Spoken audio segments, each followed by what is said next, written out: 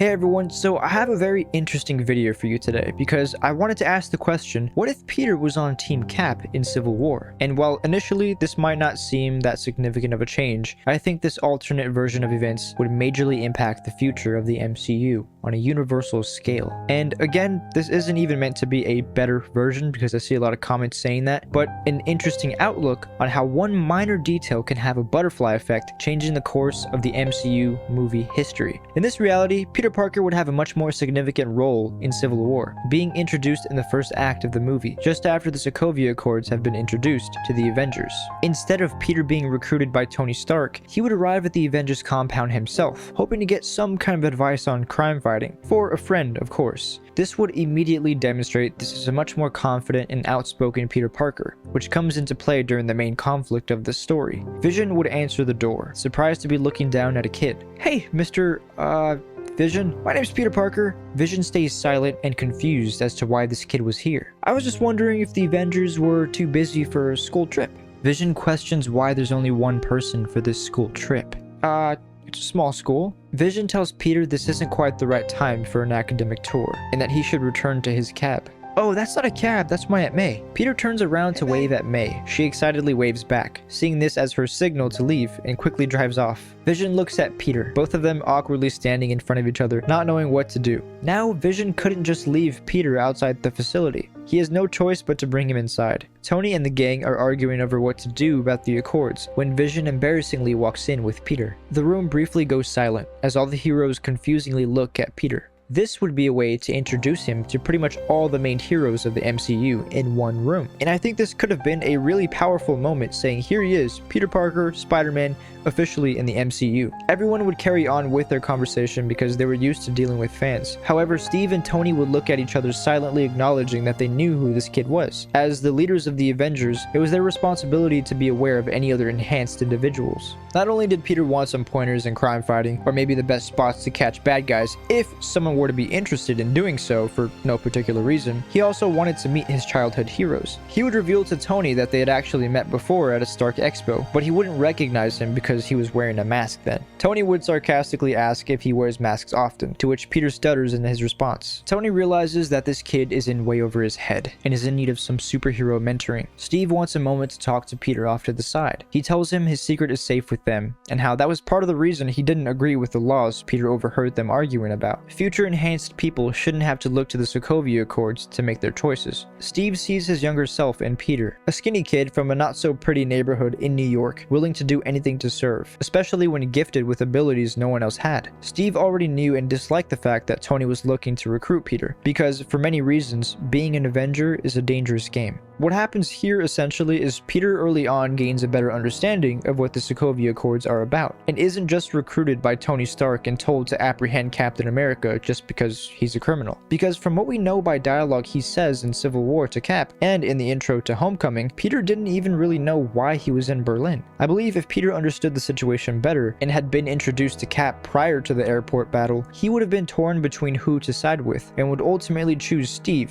Because Peter isn't recruited by Tony in this reality, he doesn't gain immediate access to the Stark tech suit we see in Civil War. Instead, I would have him wear the unused suit from the behind the scenes of Civil War, which is a bit more classic looking, with raised webbing and a more spider-like emblem, while still having that MCU Spidey look. This is a suit he would have made himself, making it so Peter is the one who designs the overall look of Spider-Man in the MCU instead of Tony. And we also know from No Way Home that this Peter is more than capable of creating his own Spider-Man suit. I think this would give Peter room to prove himself as Spider-Man without Stark tech initially, and only further down the line would he upgrade when necessary. As the events of Civil War unfold, Peter is shocked to see Captain America branded as a criminal, and would plead with Tony to realize there's no way Captain America would defend Bucky if he didn't have a good reason for it. At the same time, Tony would give a tour of the Avengers facility, and reveals he's been brainstorming some upgrade designs for Peter, presenting the same Iron Spider suit we see in Spider-Man Homecoming. Peter would obviously be beyond excited excited at first, but he wouldn't feel right accepting the suit, especially after everything going on. He politely declines and just tells Tony he doesn't think he's earned it yet. Peter proceeds to question why Steve would protect a fugitive. Tony is unsure what to think, but knows that Steve and Sam have broken the law and need to be brought in along with the Winter Soldier. Peter also makes Tony understand that Cap won't budge on any proposal given to him, and Tony realizes that the fight ahead of them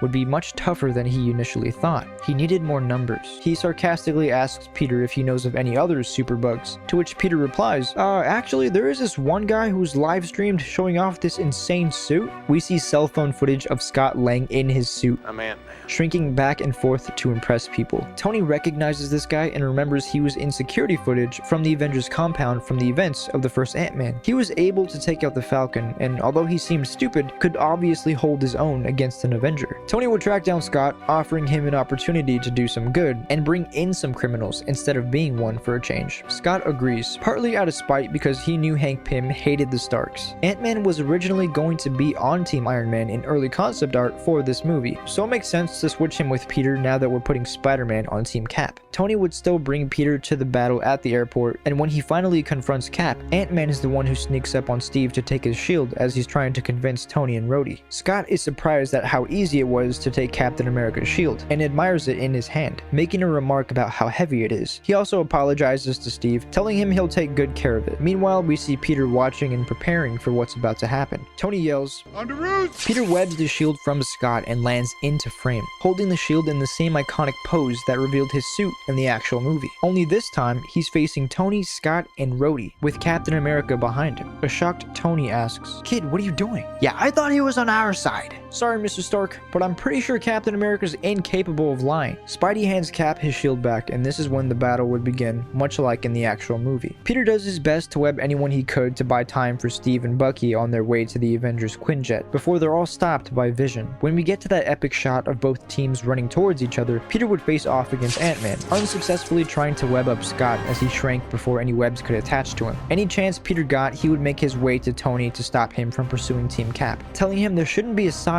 we have to choose, and that the Avengers will always be stronger if they stick together. Tony just responds, "Kid, you wanted to fight crime? There's your crime," referring to Steve and Bucky fighting King T'Challa. Further along in the battle, Wanda is losing a fight against Rhodey, until he's unable to see after being webbed in the face, giving Wanda enough time to lift Rhodey and throw him away from her. She nods to Peter, thanking him, as they both look up in awe when Scott turns into the giant man. It would take a group effort to bring him down. Peter still uses his Empire Strikes Back strategy to swing around Scott's legs. Wanda launches Steve up in the air on Scott's arm, a similar tactic they used earlier in the movie. We would see Steve run along Scott's giant arms, throwing the shield at his face with it just bouncing back. Steve charges forward with his shield in front of him, ramming Scott in his face, leaving him dazed and stumbling. Wanda sees this opportunity and uses her powers with all her might to finally knock down the giant man. I think this would have been an amazing sequence to witness on the big screen. When Steve and Bucky leave on the Quinjet, Peter sneaks on board and hides. He then listens to Tony and Steve's conversation with Zemo. When the final fight breaks out, it escalates too quickly for Peter to react, and is just trying to catch up to them the whole time. Iron Man is looking down on a beaten Steve and Bucky. He holds his hand up to blast his repulsor, about to fire, but Peter jumps between Tony and Steve. "Mr. Stark, stop!" Tony is shocked and embarrassed Peter sees him like this. "Kid, what are you doing here?"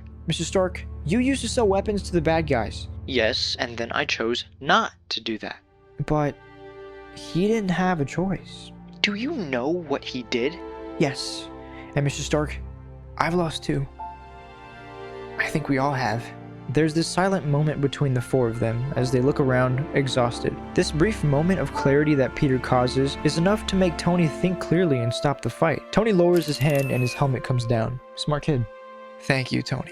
This is the moment that would change the fate of this reality. Because Peter allows Tony and Cap to reconcile their conflict at the end of Civil War, the team never disbands, and when the forces of Thanos attack Earth in Infinity War, the Avengers stand united. The Black Order would not be able to wound Vision or kidnap Strange. The events of Endgame would never happen because Thanos would never be able to snap. Natasha, Vision, Tony, and Steve would still remain active Avengers to this day. I think this reality's version of Infinity War really deserves its own video. I mean, I can imagine all of the heroes, the Avengers, Guardians of the Galaxy, everyone united in Wakanda, standing together in one line, similar to the way we see in Endgame, but imagine that happening in Wakanda and just having all the Avengers united against Thanos on Earth right then and there. I think that could have been something super interesting to think about, and obviously I think the Avengers, if they were united in Infinity War, would hands down have won, and you know, the snap would never happen. So this means the events of WandaVision, Falcon and the Winter Soldier, Far From Home, No Way Home, and essentially any other event after Infinity War would not take place in this reality.